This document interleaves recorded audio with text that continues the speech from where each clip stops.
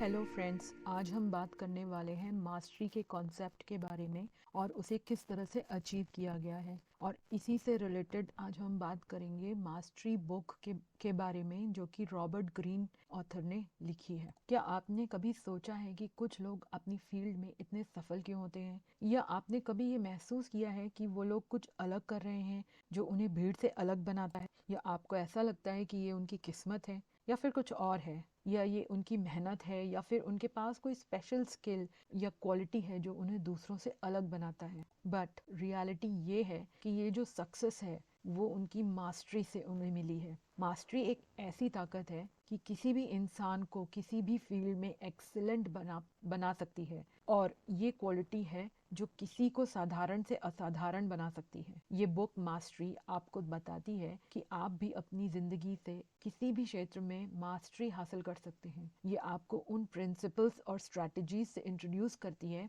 जो आपके टारगेट्स को अचीव करने में मदद करते हैं। इस बुक का सेंट्रल कॉन्सेप्ट रिवॉल्व करता है कुछ सब कॉन्सेप्ट्स के ऊपर, जैसे कि इंटरनल या सेल्फ मोटिवेशन की इम्पोर्टेंस, स्टेजेस ऑफ लर्निंग की इम्पोर्टेंस, ओवरकमिंग चैलेंजेस, फिर टेक्निकल स्किल्स, सोशल इंटेलिजेंस और हमारी क्रिएटिव थिंकिंग। इन सभी एस्पेक्ट्स को मिला के एक अप्रोच जो बनती है वो ही आपको मास्टरी की तरफ ले जाती। तो आगे बढ़ते हुए अब हम बात करते हैं कि मास्टरी एक्चुअली होती क्या है और इसका फाउंडेशन क्या है। मास्टरी का फाउंडेशन है आपका इंटरनल मोटिवेशन या आपकी लाइफ की कॉलिंग। लाइफ की कॉलिंग का मतलब होता है आपकी लाइफ का लक्ष्य, वो क्या है। तो ये कहाँ से प्रॉब्लम शुरू होती है? ये प्रॉब्लम शुरू होती है आपकी मिस अलाइन परसूट से। मिस अलाइन परसूट्स मतलब आप वो काम करते हैं जिसके लिए आप बने ही नहीं हैं। मिसअलाइंड परसूट्स एक मूल विचार है कि कई व्यक्तियों को ऐसे करियर की ओर ढकेल दिया जाता है जो उनके ट्रू इंटरेस्ट से रेजोनेट ही नहीं होते हैं, जिसकी वजह से उनकी लाइफ में मीडियोक्रिटी आ जाती है। अब रॉबर्ट ग्रीन का ये तर्क है कि हमारे पास बहुत सारे मोजार्ट्स हैं जिन्हें डॉक्टर बनने के लिए मजबूर किया जाता है। ऐसे लोग अपने काम में अनफुलफिल्ड और लेस इफेक्टिव होते हैं। वो इसलिए होते हैं क्योंकि उन्हें मास्टरी हासिल ही नहीं होती है। मास्टरी हासिल करने के लिए जो ज़रूरी डीप डेडिकेशन है वो उसकी कमी होती है उनमें। तो सवाल ये है कि हम अपनी लाइफ की कॉलिंग या अपना लक्ष्य कैसे आइडेंटिफाई करें। तो लक्ष्य आइडेंटिफाई करने के लिए हम नेक्स्ट स्टेप पर जाते हैं, जहाँ पे हमें अपनी इनर फोर्स या लाइफ टास्क को समझना है। ऑथर कहते हैं कि जो मास्टर्स ऑलरेडी होते हैं उनको एक इंटरनल फोर्स या जीवन के लक्ष्य द्वारा गाइडेंस मिलता है, और यही गाइडेंस उनके काम को आगे बढ़ाता है। ये एक्सटर्नल रिवॉर्ड के बारे में नहीं है, बल्कि एक फील्ड या क्षेत्र में एक गहरा संबंध है जो एक कॉलिंग की तरह लगता है। तो मास्टरी का रास्ता कॉलिंग को पहचानने से शुरू होता है। अब हम कॉलिंग को कैसे पहचाने? अचानक हमें कोई सपना तो आएगा नहीं कि हाँ हमें कल से ये काम शुरू करना है। तो ऑथर कहते हैं कि the basic thing is to reconnect with your childhood passions. अपने बचपन के जो जुनून हैं उनसे फिर से जुड़ा जाए। इस कॉलिंग की खोज करने का एक तरीका बचपन की रुचियों और प्रतिरूपियों पर फिर से विचार करना है, जो हमें अक्सर अपने ट्रू सेल्फ से अनफिल्टर्ड एक्सप्रेशन से जोड़ता है। And when we go through it हमें ये पता चलता है हमें किन चीज़ों में बहुत इंटरेस्ट है, या हमें कौन सी चीज़ें हैं जो बहुत एक्साइट करती हैं, और उसमें से हम इन चीज़ों को एक्सपेरिमेंट करके ये पता लगा सकते हैं कि हमारा पैशन क्या है, हमारी कॉलिंग क्या है। अब कॉलिंग मिलने के बाद में हमें क्या करना चाहिए? क्या हमें जो काम हम कर रहे हैं वो सब छोड़ देना चाहिए और एक नए सिरे से शुरू करना चाहिए? नहीं, हमें ऐसा कुछ भी नहीं करना चाहिए। हमें अपने आप को, अपने वर्क को एक्सटेंशन की तरह अपने आप को लेना चाहिए, स्वयं के एक्सटेंशन के रूप में काम को देखना चाहिए और अपने लक्ष्य की तरफ भी बढ़ना चाहिए। एक की कॉन्सेप्ट है वर्क एंड लाइफ के बीच की रेखा को धुंधला करना है। मतलब ऑथर कहते हैं कि अपने आप को एक एक्सटेंशन की तरह देखने का मतलब होता है कि हम अपने काम और अपने लक्ष्य को इंटीग्रेटेड पार्ट की तरह हम देखें, जिसके बीच की लाइन बहुत धुंधली होती है। काम को अंत में साधना के रूप में नहीं बल्कि अपनी पहचान के एक इंटीग्रल पार्ट के रूप में देखना चाहिए। अब हम आते हैं स्टेज 2 पर, जहाँ पे ऑथर बताते हैं मास्टरी के लिए 3 मेजर स्टेप्स। पहली स्टेप है अप्रेंटिसशिप। ये फोकस करता है focused learning and skill development पे। अप्रेंटिसशिप के दौरान कुछ बातों का ध्यान रखना चाहिए, लेकिन उससे पहले हमें ये जानना चाहिए कि अप्रेंटिसशिप कब होती है। अप्रेंटिसशिप होती है आपकी एजुकेशन खत्म होने के बाद में, जब आप कोई स्किल अक्वायर करना चाहते हैं तब यू गो फॉर अप्रेंटिसशिप। तो अप्रेंटिसशिप में पहली बात का जो हमें ध्यान रखना चाहिए वो होता है डीप ऑब्जर्वेशन। इम्प्रेस करने की कोशिश करने की बजाय अप्रेंटिस को उनके क्षेत्र के सिस्टम कैसे काम करते हैं इस पर ध्यान केंद्रित करना चाहिए। ग्रीन कहते हैं आप वहाँ चलने के लिए नहीं जा रहे हैं, आप वहाँ सिर्फ ऑब्जर्व करने के लिए जा रहे हैं। आप दूसरों की तरह खुद को असर्ट नहीं करेंगे, ये एक गलती होगी। अगला पॉइंट जो हमें ऑब्जर्व करना चाहिए ड्यूरिंग अप्रेंटिसशिप वो है स्किल एक्विजिशन।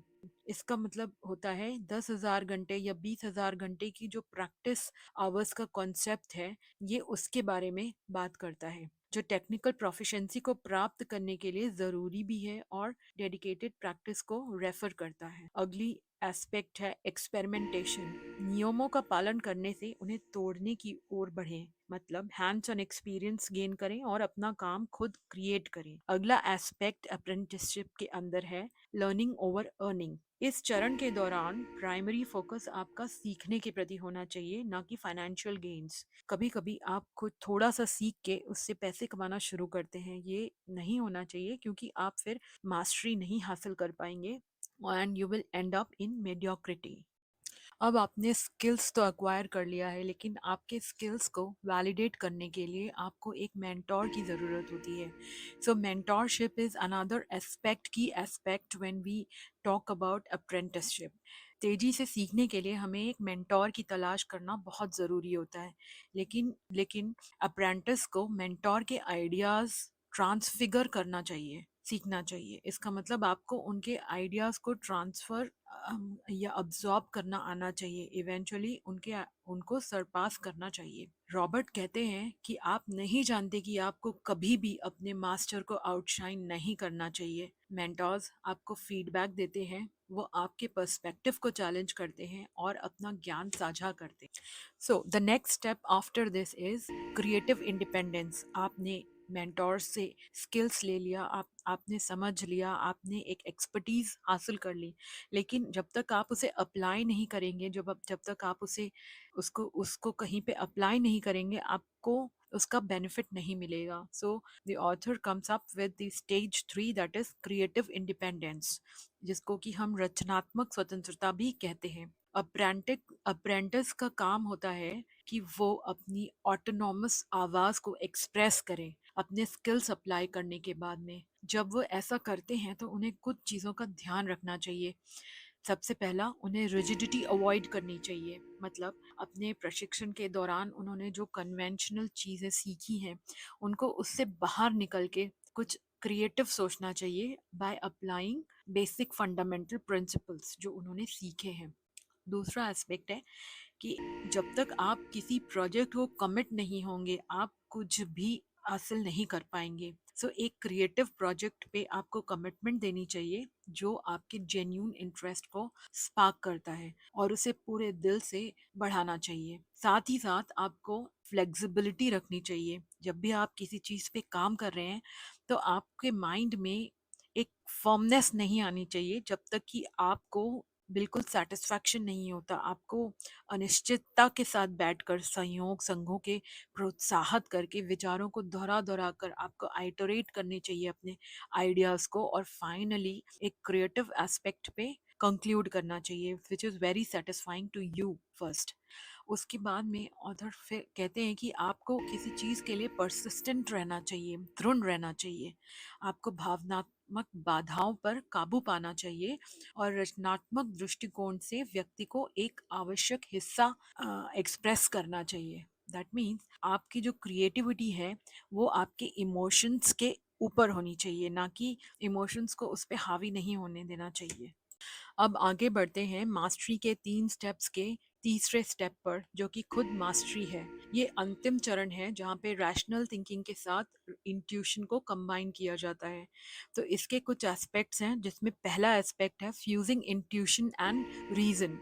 एक्सपीरियंस के साथ हाई लेवल इंट्यूशन को डेवलप किया जाता है, और इसी इंट्यूशन से हमें मदद मिलती है क्विक और एक्यूरेट जजमेंट्स लेने में। ऑथर बताते हैं, जो मास्टर्स होते हैं वो बड़ी सफलताएं इसलिए पा पाते हैं क्योंकि वो अपनी इंट्यूटिव थिंकिंग और रैशनल थिंकिंग को कंबाइन कर पाते हैं। अगला एस्पेक्ट जो इस कॉन्सेप्ट के अंदर बात किया गया है वो है ब्रॉडर पर्सपेक्टिव। मास्टर्स इस बात की समझ प्राप्त करते हैं कि उनके फील्ड को कैसे डेवलप किया गया है, उसकी हिस्ट्री पढ़ते हैं और उसके मेंटल मॉडल्स को का अध्ययन करते हैं। अगला है लाइफ लॉन्ग जर्नी। ऑथर कहते हैं कि मास्टरी एक कंटिन्यूस प्रोसेस के रूप में देखी जाती है, जिसके लिए कंटिन्यूस और उद्देश्यपूर्ण मतलब पर्पसफुल प्रैक्टिस की ज़रूरत है। मास्टरी हमारे लाइफ के क्रिएटिव साइड के साथ में अलाइन करता है।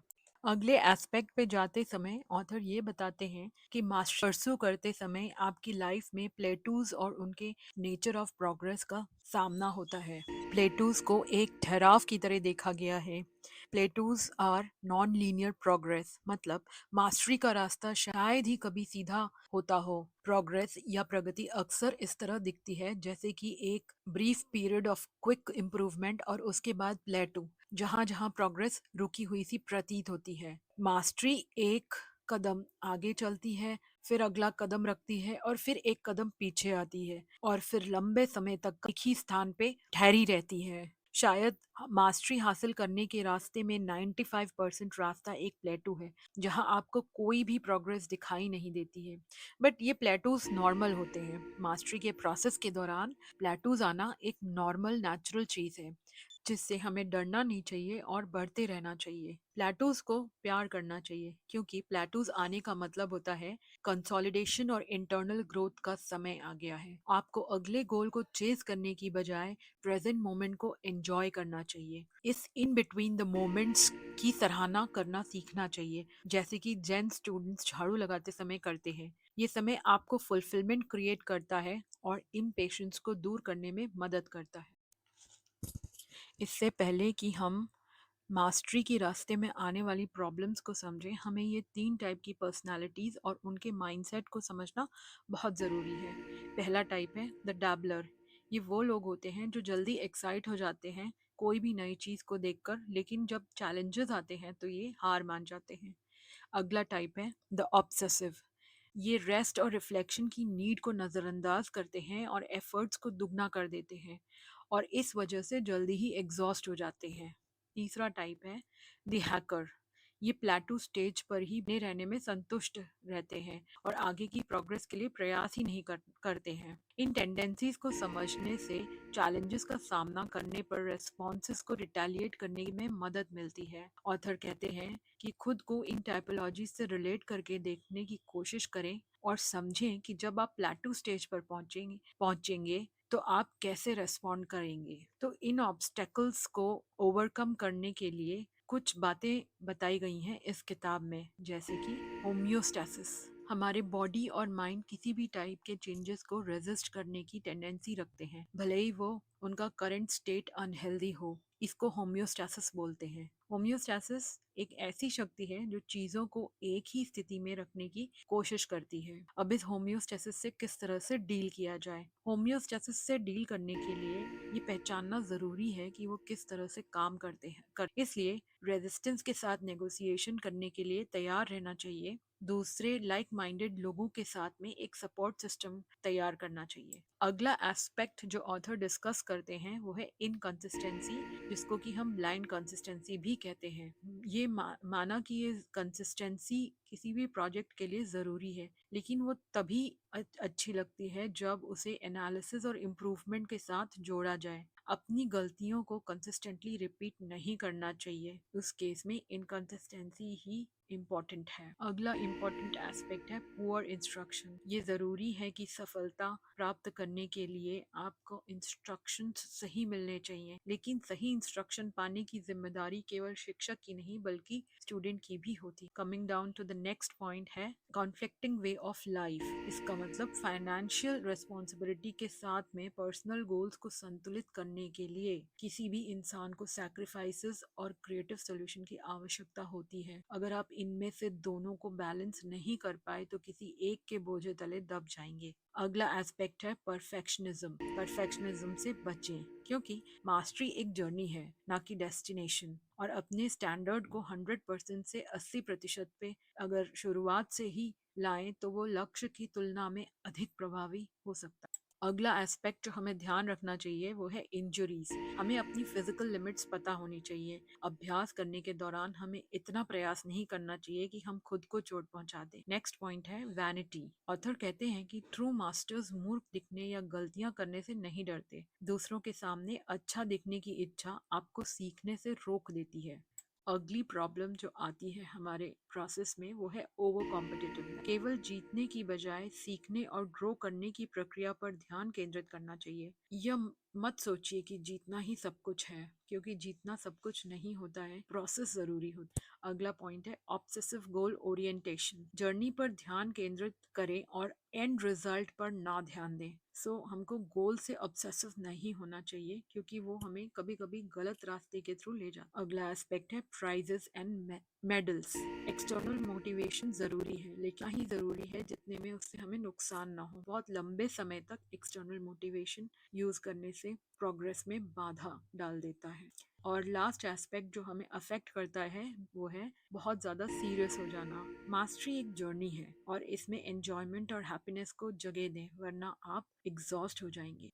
और लास्ट एस्पेक्ट जो सबसे ज़रूरी है वो है सोशल इंटेलिजेंस। सोशल इंटेलिजेंस का मतलब बियॉन्ड टेक्निकल स्किल। इसका मतलब केवल टेक्निकल स्किल ही सफिशिएंट नहीं है, बल्कि सोशल इंटेलिजेंस भी ज़रूरी है रिलेशनशिप को नेविगेट करने और अपॉर्चुनिटीज़ का लाभ उठाने के लिए। अब ये सोशल इंटेलिजेंस का मतलब क्या होता है? सोशल इंटेलिजेंस का मतलब जब तक आप लोगों के संपर्क में नहीं आएंगे, जब तक आप नेटवर्क नहीं करेंगे, आपकी मास्टरी सक्सेस नहीं होगी। तो लोगों को कैसे नेटवर्क किया जाता है? Reading people. True social intelligence के लिए लोगों को वैसे देखने की जरूरत होती है जैसे वो हैं, ना कि जैसे हम चाहते हैं। इसका अर्थ है मोटिव्स एंड इंटेंशंस को समझना सीखना चाहिए। वर्बल और नॉन वर्बल दोनों संकेतों को इंटरप्रेट करना आना चाहिए और उस पर अपनी फीलिंग्स को एक्सप्रेस करने से बचना चाहिए। अगला इम्पोर्टेंट एस्पेक्ट जो सोशल इंटेलिजेंस में डिस्कस किया हुआ है वो है यूनिवर्सल ह्यूमन पैटर्न्स। ऑथर बताते हैं कि सिंस हम एक सोशल एनिमल हैं, हमारे एक पैटर्न्स हैं और ह्यूमन पैटर्न्स को पहचानना, जैसे कि ईर्ष्या, अनुरूपता, रिजिडिटी, सेल्फ ऑब्सेशन, आलस, उड़ान और निष्क्रिय आक्रामकता। इन सभी सोशल इंटेलिजेंस को डील करने की स्ट्रैटेजीज में ऑथर बताते हैं कि इन स्ट्रैटेजीज में शामिल हैं आपके काम के माध्यम से बोलना, एक एप्रोप्रिएट पर्सोना तैयार करना, खुद को दूसरों के रूप में देखना और मूर्खों को खुशी से भुगतना, मीन्स सफर फूल्स ग्लैडली। ये आपको आना चाहिए। तो अगला डायमेंशन जो ऑथर बताते हैं सोशल स्ट्रैटेजीज या सोशल इंटेलिजेंस में वो ये है कि डायमेंशनल माइंड और क्रिएटिव थिंकिंग को समझना हमें आना चाहिए। अब हमें डायमेंशनल माइंड और क्रिएटिव थिंकिंग को समझने की ज़रूरत है। इसमें पहला एस्पेक्ट है वो है मूविंग बियॉन्ड द कन्वेंशनल। ये रिजिड स्ट्रक्चर्स से परे सोचने और अनकन्वेंशनल आइडियाज़ एंड पर्सपेक्टिव्स का पता लगाने की क्षमता होती है। द ऑथर कंपेयर करते हैं child mind versus conventional mind versus dimensional mind. Dimensional mind एक चाइल्ड माइंड की क्रिएटिविटी को एडल्ट की मास्टरी से जोड़ता है। उसी जगह कन्वेंशनल माइंड बुद्धिमान होता है, लेकिन उसमें क्रिएटिविटी की कमी होती है। जैसे कि रॉबर्ट ग्रीन कहते हैं, डायमेंशनल माइंड ओरिजिनल माइंड की क्रेजीनेस और क्रिएटिविटी को हजारों और हजारों घंटों की एक्सपर्टीज से जोड़ता है। हमें क्रिएटिविटी को कल्टिवेट करना है। अब क्रिएटिविटी को कैसे कल्टिवेट किया जाता है? एक क्रिएटिव टास्क के लिए कमिटमेंट की बहुत ज़रूरत होती है। नेगेटिव कैपेबिलिटी को कल्टिवेट करना आना चाहिए, आकस्मिकता को अलाउ करना चाहिए, प्रेजेंट मोमेंट को एंगेज करना आना चाहिए, किसी के दृष्टिकोण और को बदलना और प्राइमल इंटेलिजेंस की ओर लौटाना, हमें ये सब आना चाहिए। तब हम किसी की क्रिएटिविटी को कल्टिवेट कर पाएंगे। Creating cultivate breakthrough. Creative breakthrough तब आती है जब तनाव और अंतर्दृष्टि मिल जाती। सो एंड में हम ये कंक्लूड करते हैं कि मास्टरी एक लंबा और चुनौतीपूर्ण रास्ता है जिसमें internal motivation, rigorous practice, social awareness, creative thinking के कॉम्बिनेशन की जरूरत होती है। Thank you.